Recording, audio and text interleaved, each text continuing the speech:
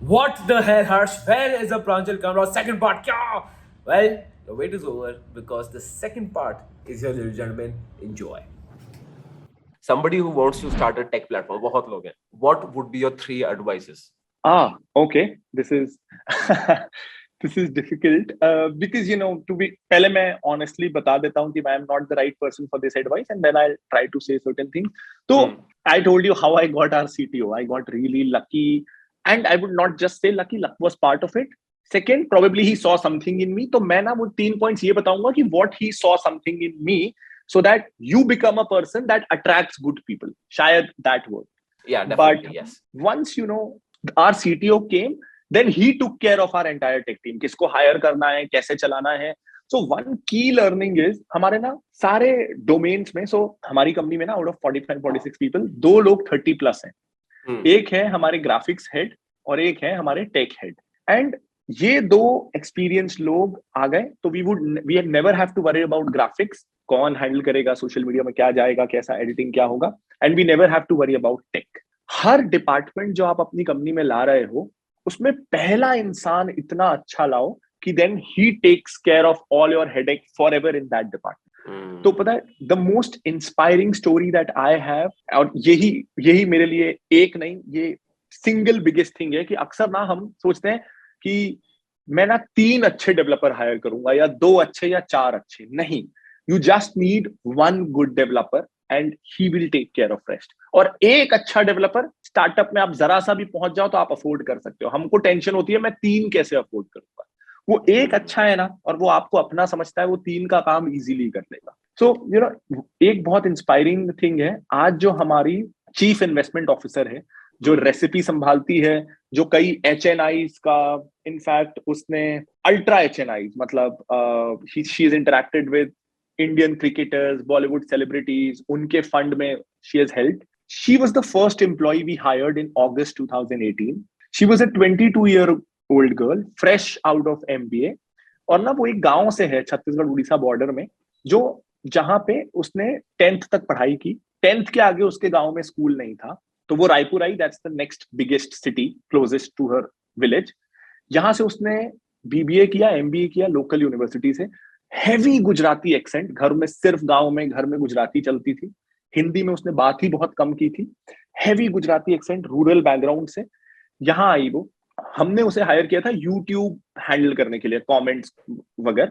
And she joined us at 14K. मुझे लगा MBA है, सर्टिफिकेट्स वगैरह अच्छे थे, we could only afford that. She said yes. थोड़ी बहुत मेरे को पता था कि नॉलेज है, अबव एवरेज है. आज उसको 3.5 साल हुए हैं, अगेन अगस्त 2018 से. She joined at 14K. आज 3.5 साल में she knows more than I do in investing, in economics, everything. Her English is better, her Hindi is better, her communication is better, and she's overall a better professional than I am. She's still 25. आज उसका package 15 lakh का है. So that story to me, and she's still 25. 25 में रायपुर में पढ़ के, रायपुर में रह के, at 25 किसको 15 लाख का पैकेज मिलता है? That's like 25 lakhs in a metro, and she's still 25. Easily. और बताऊं, एक तो बड़ी इंटरेस्टिंग चीज है कि बहुत लोग ना अपने आपको आई थिंक ये बोलते हैं कि यार मैं बिकॉज छोटे शहर से हूँ, मैं ये नहीं करता.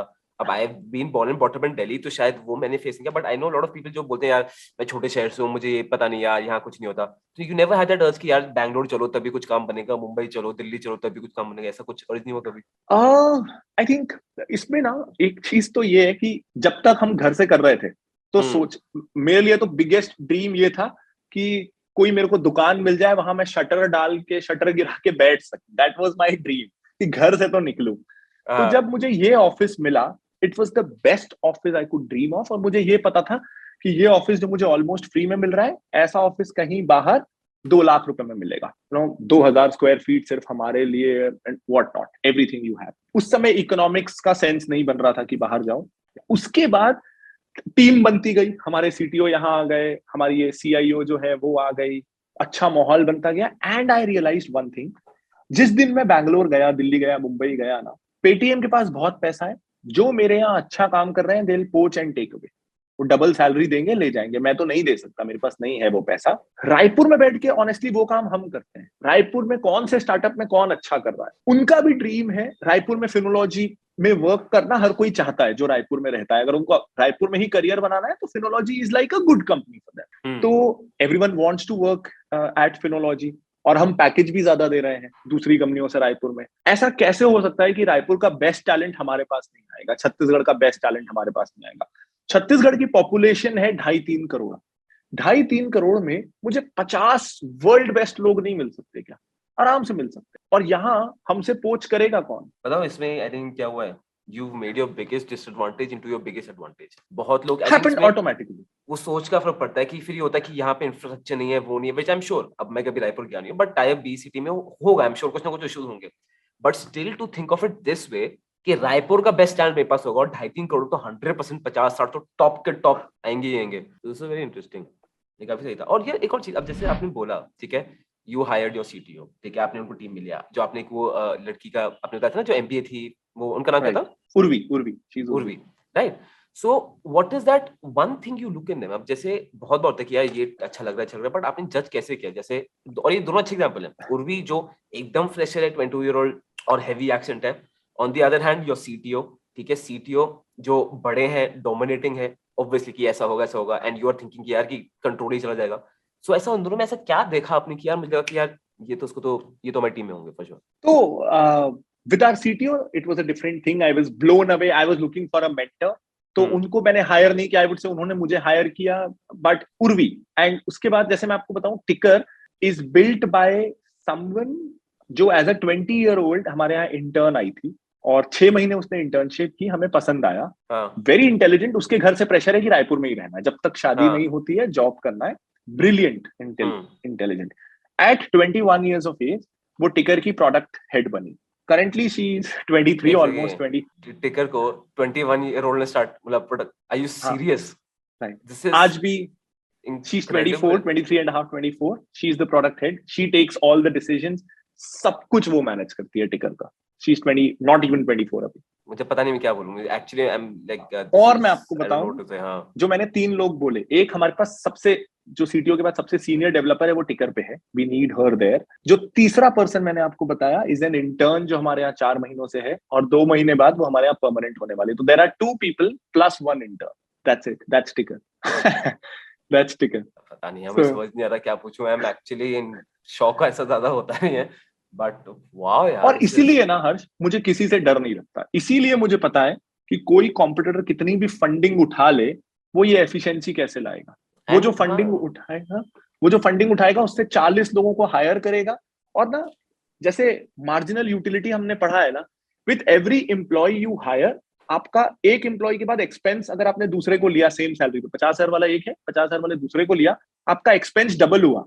लेकिन I can guarantee you productivity double नहीं हुई, वो 1.6 होगी, 1.7 होगी, because now there is communication, there are confusion, leakages. आपने 2 और लोगों को लिया, एक्सपेंस 100% बढ़ा, प्रोडक्टिविटी 1.2x बढ़ेगी, 1.5x बढ़ेगी। तो with every additional member that you add, your productivity decreases in fact. So इसलिए मुझे डर नहीं लगता। जिसको जितना फंड उठाना है उठाओ, we'll become more efficient, more leaner, और profitable तो हम हैं। यार मेरा माइंड एकदम ब्लो हो रहा है, मुझे समझ नहीं आ रहा मैं क्या क्वेश्चन पूछूं, मैं तो होश छोड़ गए हैं। बट यार this is truly very inspiring. टिकर प्लेटफॉर्म ऐसा है, एंड यू राइट, मुझे कहीं से भी ना, again I had no idea कि कौन फंडेड है, कौन बूटस्ट्रैप है, इसमें टेक उसमें तो घुसा ही नहीं कभी।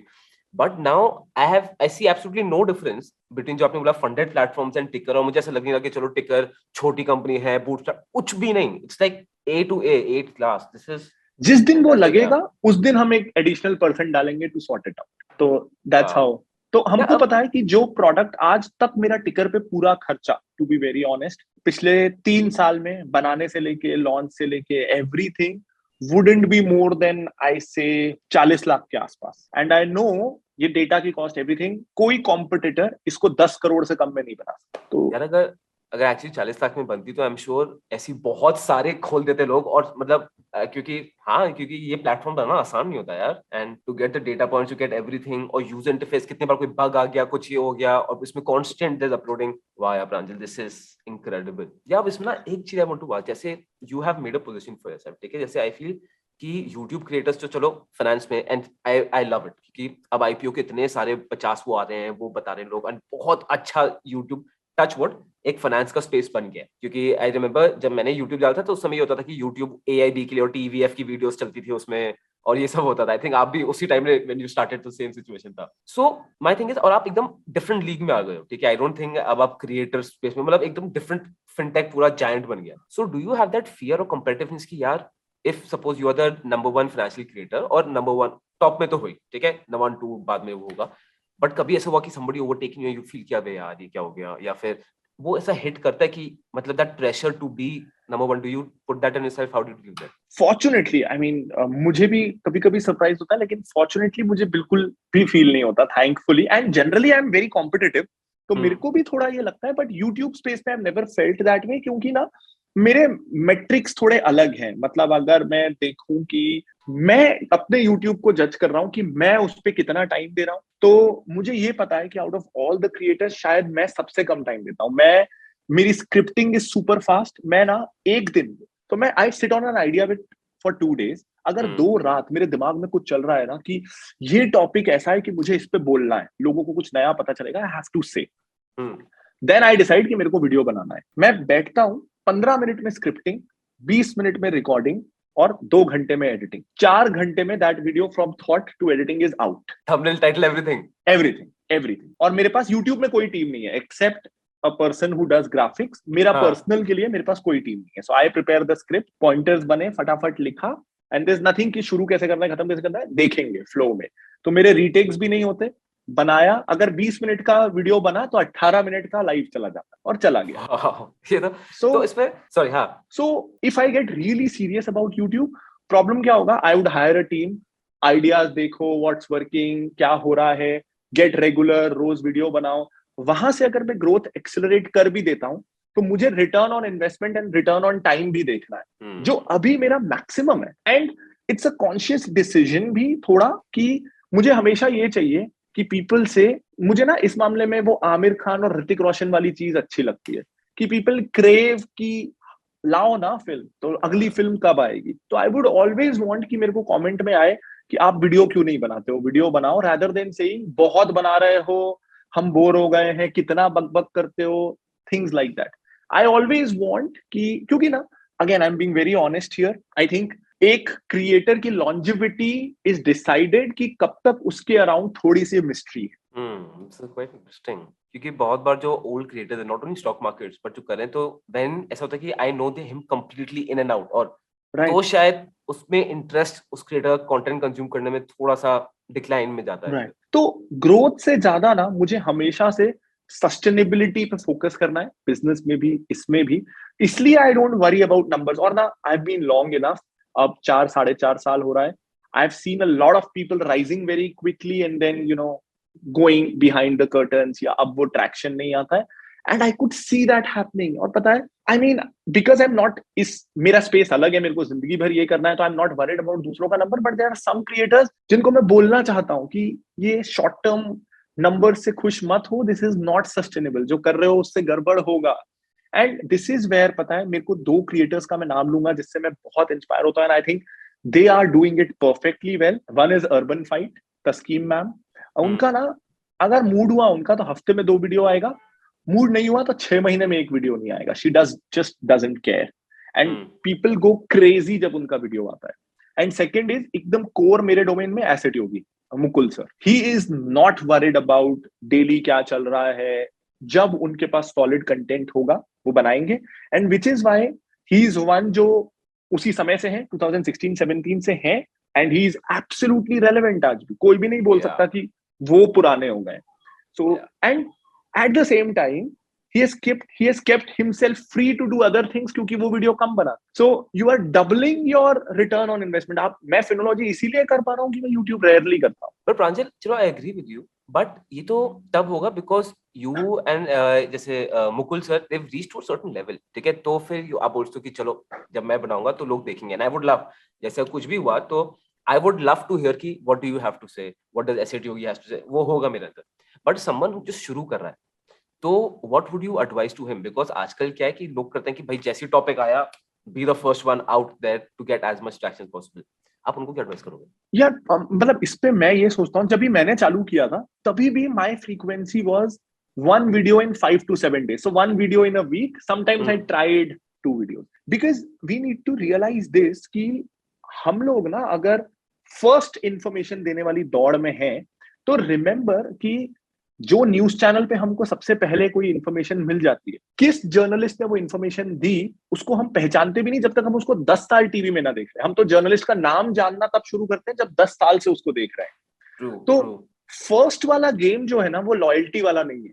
फर्स्ट, आप जिस समय फर्स्ट हो आपको लोग देख लेंगे, जहां आप सेकंड हुए वो वाली ऑडियंस जो इंस्टेंट इंफॉर्मेशन देख रही है वो दूसरी जगह चली जाएगी। People will hear me because they want to know my opinion in the long run, that's all.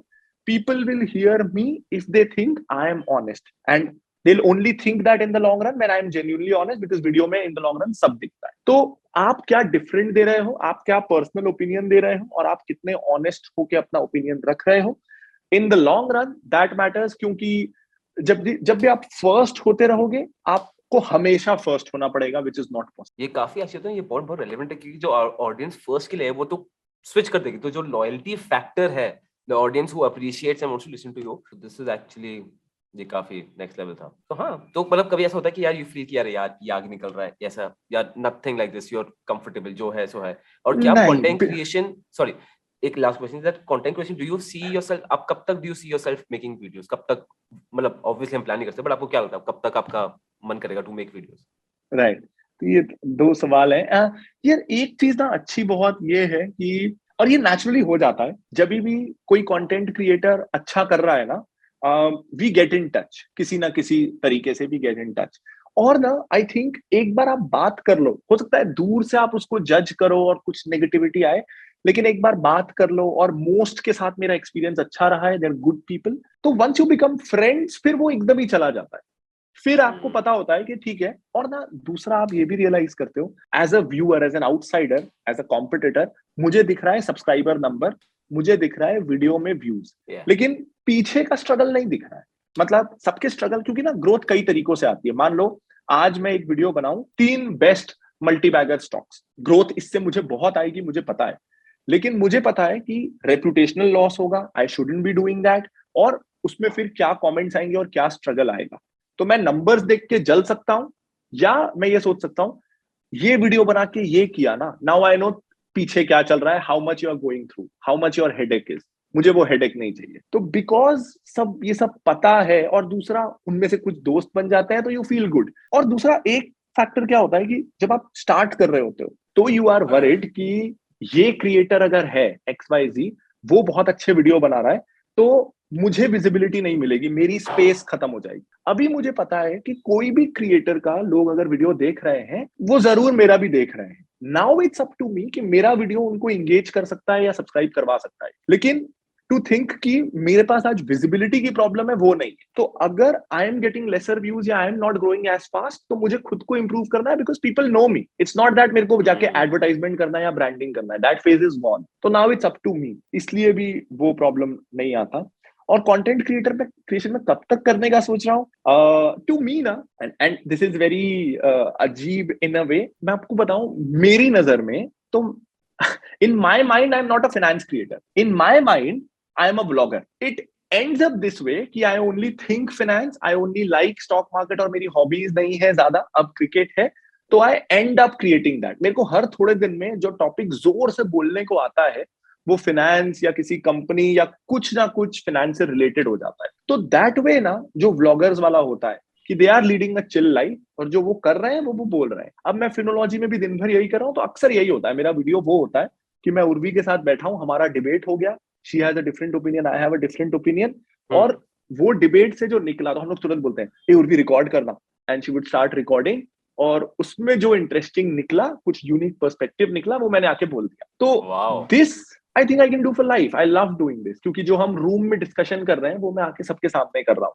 और यहाँ पे ग्रेट थिंग इज कि Urvi started as an absolute yes boss kind of a person when she started, now she is an absolute no boss kind of a person. अगर मेरा कोई opinion है, she will have the exact opposite opinion, and the point here is she is the recipe का product head, she leads recipe। तो उसमें ना सिर्फ सारे टेक्नोलॉजी फीचर्स, बल्कि क्या स्टॉक्स रिकमेंड होने, she gets to decide, she has the final nod। तो अभी it gets very heated कि उर्वी क्या कर रही है यार, ये नहीं जाना चाहिए, and she would say इस कारण जाना चाहिए, और मेरा प्रोडक्ट है ना, मैं डिसाइड करूंगी, and I have to give in कि हाँ पूरा उसने बनाया विजन, क्या होना चाहिए क्या नहीं, एवरीथिंग इज हर्स।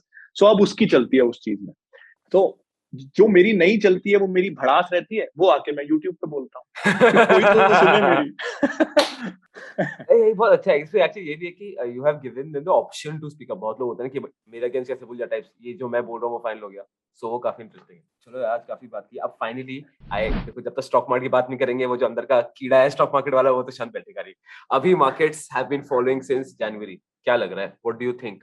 मतलब अगेन नो ऑब्वियसली कोई बता तो सकते, but what is your intuition? आपको क्या लग रहा है कि where do you feel the markets are headed to? तो हर्ष, आपको पता है, एंड दिस इज बहुत हटके, I was an avid reader of newspapers all my हाँ लाइफ। हाँ। मेरे ना, और आई टेल क्यों मैं न्यूज़पेपर पे जा रहा हूँ। जब when I was 6 years old, तो कारगिल वॉर थी। सो मेरे चाचा तभी फ्रंट पे थे कारगिल वॉर के समय। और तभी मैं क्लास 1 में था कि 2 में था, तो हिंदी सीखना हमने शुरू किया था। तो घर में हिंदी न्यूज़पेपर आता था, और घर में ना बड़ा टेंस माहौल होता था। रोज ना शहीदों के नाम आते थे, तो we would always look every day कि चाचा का नाम उसमें नहीं होना चाहिए। ही वाज एब्सोल्यूट फ्रंट पे थे। ऑब्वियसली। तो एक दिन मुझे याद है, जब मैंने पहली बार पेपर पढ़ा, and I remember the headline, Bharat के 26 शहीद, पाकिस्तान के 40 मरे, and I got goose bumps. बहुत ज्यादा मुझे डर लगा, और सेंस ऑफ प्राइड भी थोड़ा लगा एज अ किड, कि आप बस नंबर्स देखते हो और उसकी डेप्थ नहीं समझते। बट उस दिन से every day I read news paper. 2-3 साल पहले, 4 साल पहले, आई रेड समवेयर, शायद वॉरेन बफेट का ही कुछ था, I don't remember the source, जिसमें था कि हम सब जिंदगी भर न्यूज़पेपर पढ़ते हैं, और tell me 10 things that you read in the newspaper in the last 20 years and you remember today and is useful. And I was shocked कि आप जो आज पढ़ रहे हो, एक हफ्ते बाद उसमें से 99% किसी काम का नहीं है। तो since last 2 years I stopped reading newspapers, absolutely stopped. I read wow. blogs, books, things like that. और मेरे फोन पे एक भी ब्रोकिंग ऐप नहीं है, मनी कंट्रोल नहीं है, टिकर का वेब ऐप भी नहीं है, because I don't use all of this. आपको पता है, मुझे कल पता चला कि क्योंकि परसों मार्केट गिरा था शायद, तो मैं परसों क्यों गिरा ये कल ढूंढना चाहता था। और मेरी 1-2 दिन से मैं बाहर था, आई वाज ट्रैवलिंग, तो मेरी उर्वी से या ऑफिस में किसी से बात नहीं हो रही थी। तो मैंने कल, मुझे पता चला कि यूक्रेन और रशिया का कुछ कॉन्फ्लिक्ट चल रहा है। यस हाँ। I got to know that yesterday. इस कारण ना मुझे पता ही नहीं होता कि मार्केट कितना गिर रहा है, क्यों गिर रहा है।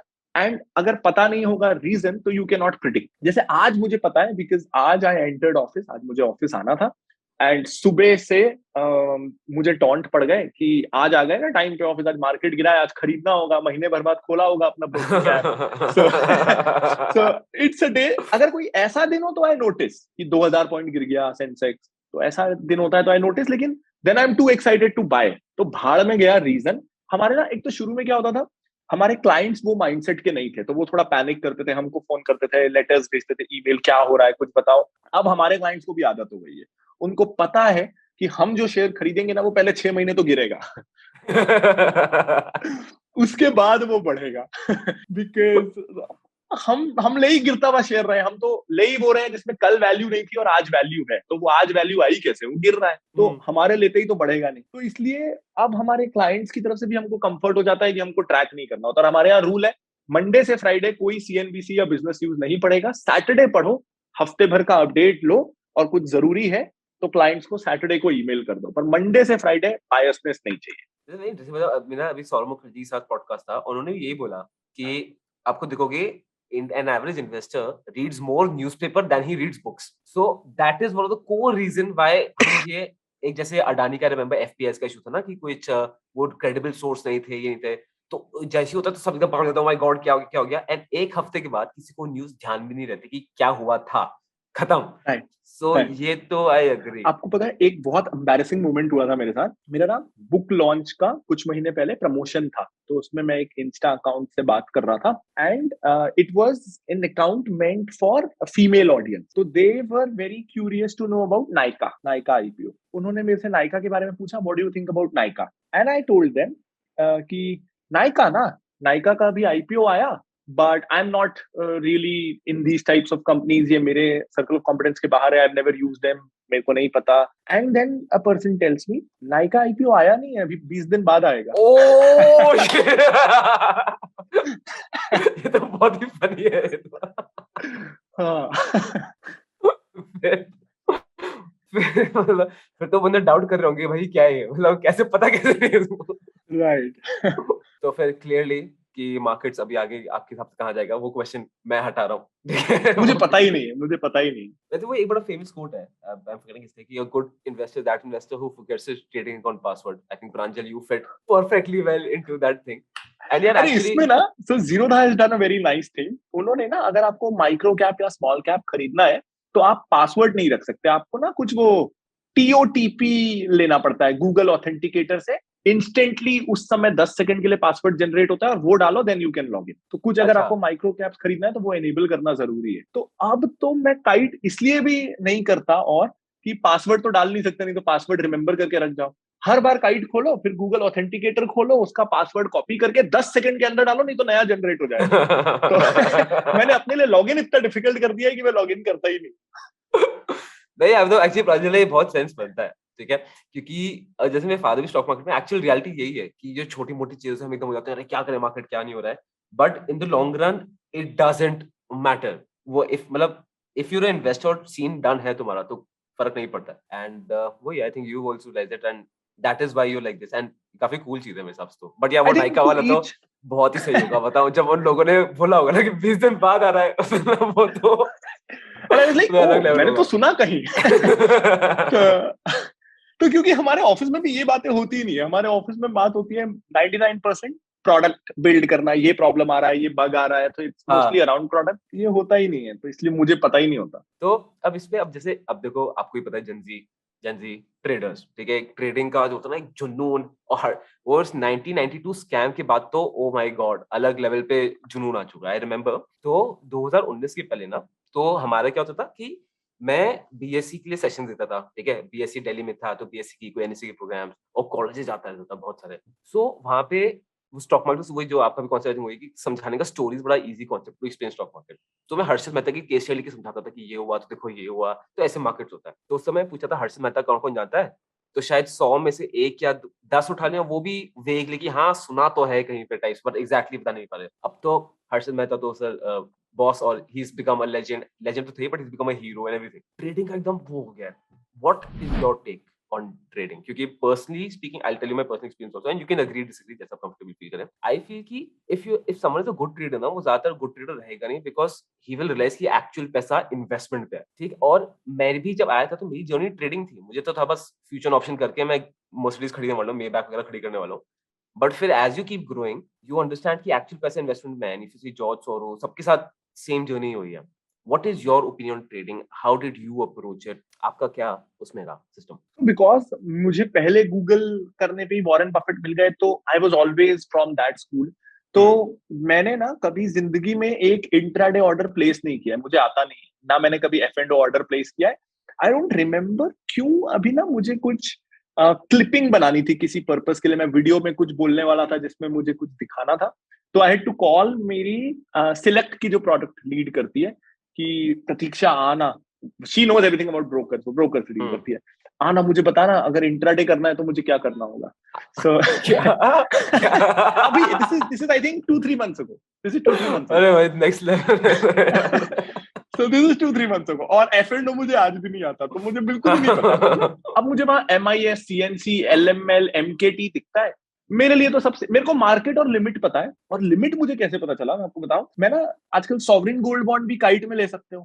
हाँ, सॉवरिन गोल्ड बॉन्ड में ना आप मार्केट ऑर्डर प्लेस नहीं कर सकते, उसमें लिमिट लगा के ही ले सकते हो। तो हाँ। तब मुझे पता चला, अच्छा ये LMT मतलब लिमिट ऑर्डर है, और ये मार्केट है। मैंने शेयर भी हमेशा मार्केट ऑर्डर में खरीदे। इन्वेस्टिंग में फर्क ही नहीं पड़ता, 2 रुपए बचा के तो क्या करना है। एग्ज़ैक्टली हाँ। हाँ हाँ, तो मेरे को ये सब पता ही नहीं था। बट आई मीन सॉरी, मैं आपका सवाल ही भूल गया, मैं कहीं और चला ये गया, सॉरी। नहीं, अब ये सही जा रहे हो कि व्हाट हाँ, इज़ योर ट्रेडिंग, हाँ एक्सपीरियंस ट्रेडिंग। ट्रेडिंग? हाँ। हाँ, तो यार मेरे को ना, I mean to each his own, किसकी के लिए वर्क करता है नहीं करता है।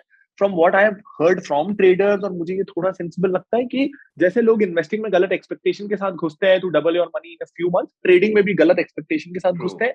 IRR आपका वही 20% के आसपास होना चाहिए, and you can choose either routes. I it sounds logical to me, लेकिन personally I don't believe in trading for one simple reason, कि अगर ट्रेडिंग से 2% महीना बनता, 4% महीना बनता, 1% हफ्ता बनता, तो रिलायंस 1.5 लाख करोड़ रुपए के इन्वेस्टमेंट से पूरे समुद्र के नीचे फाइबर ऑप्टिक्स नहीं बिछा रहा होता।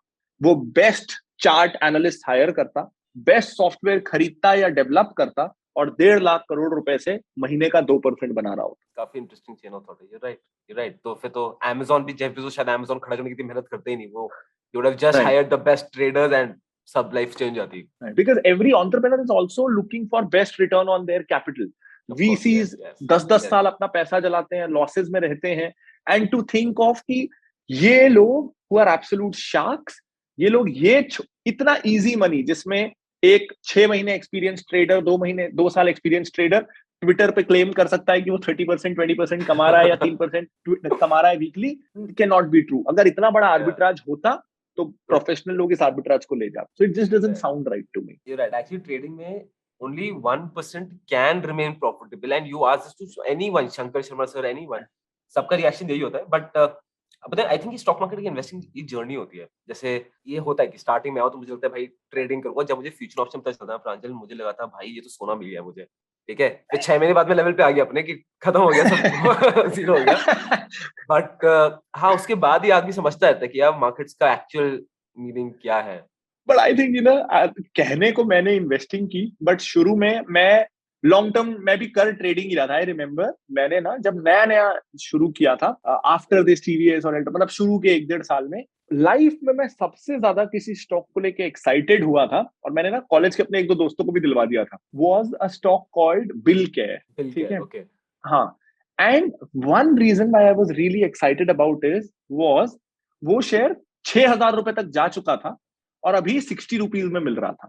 हाँ। तो in my mind it could go up 100 times again. ओ ठीक है, आपने 52 वीक हाई देखा होगा, लगा कि इससे कैपेसिटी है जाएगी। हाँ हाँ, मतलब and now it's such a natural thought कि कोई कंपनी 6,000 से 60 पे आ रही है तो उसमें कितना कुछ गलत है कि उसको कहीं सपोर्ट नहीं मिला। But back then it was only कि ये 60 आई फाउंड द 100 बैगर।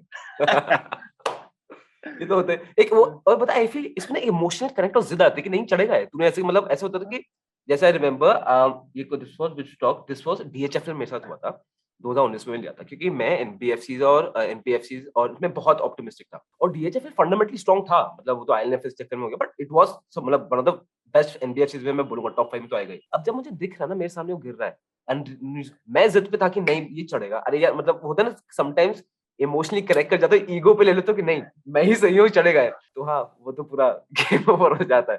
तो उसका हुआ कि फिर दोस्तों ने क्या बोला कि पैसों का क्या कर रहे हो जो शेयर खरीद रहे हो। कई स्केप्टिक्स थे भी कि हाँ ऐसा कैसे होगा, वापस 6,000 नहीं जाएगा। तो आई वुड टेल, तो तुझे क्यों इतना लालची होना है? 60 आया है ना 6,000 से, 200 भी हो गया तो क्या बुरा है, 200 तो चला ही जाएगा। हाँ। सो आई डोंट नो आज क्या हाल है, शायद आज भी 40-50 रुपए पे होगा। मैंने 2 साल पहले एक बार देखा था, तब तो 40 पे था। I don't know. और थैंकफुली वो दोस्तों का तो पहला ही इन्वेस्टमेंट था, मेरा तो 10वां था। तो दोस्तों ने डाला था 500-700 हजार रुपए, तो वो भी क्या ही बोलेंगे मुझे। बट या तो आई थिंक वो क्या था, वो भी तो ट्रेडिंग ही था, कहने को इन्वेस्टिंग था, लेकिन for all purposes that was trading. हाँ एक्चुअली आई फील बहुत बार जैसे I think reason for buying and selling ना बहुत क्लियर होता है। जैसे बहुत लोग पेटीएम के आईपीओ खरीदा था लिस्टिंग डे गेम्स, एक तो ये हर जगह फैल गया कि आईपीओ फुल प्रूफ है, जबकि ऐसा होता नहीं, एटलीस्ट पेटीएम तो हमें दिखा दिया है। एब्सोल्यूट सो एब्सोल्यूट अगर लिस्टिंग डे गेन के लिए खरीदा है तो बेचो लिस्टिंग, अगर लॉस हो गया तो यू हैव टू सेल, मतलब you have to sell the first day. इसका मतलब ये नहीं कि लॉस हो गया तो मैं वेट करता रहूंगा टिल द पॉइंट वो शेयर ऊपर नहीं एब्सोल्यूट चलेगा, वो नहीं हो रहा। सो आई थिंक वो राइट। भी आपका भी पॉइंट सही है कि बहुत लोग इन्वेस्टमेंट सोच रहे हैं बट वो होल्ड ट्रेडिंग रही है। हाँ, ठीक है। सो अब प्रांजल लास्ट क्वेश्चन लेते हैं, ठीक है। What is that one thing that you disagree with everyone else in stock market, जो आप मानते हो and Urvashi 100% disagrees with you and everyone disagrees with, एक चीज जो आप बिलीव करते हो but other people in this stock market domain disagree with you. What's that thing? oh, that's a tough one. Okay, I'll have to think about this. You made me really think. I don't know if there's exactly such a thing जिससे हर कोई disagree करता है, because you know मैं अगर बोलूं तो जो भी मेरा thought process है is a combination of everyone I have heard and everyone I have thought plus कुछ 10-20% I have built on what I have gathered. But एक चीज, it's not about particularly investing but which is very I think एक systematic problem है मुझे, और उस कारण मैं उन स्टॉक्स को नहीं छूता, इज पीएसयू स्टॉक्स।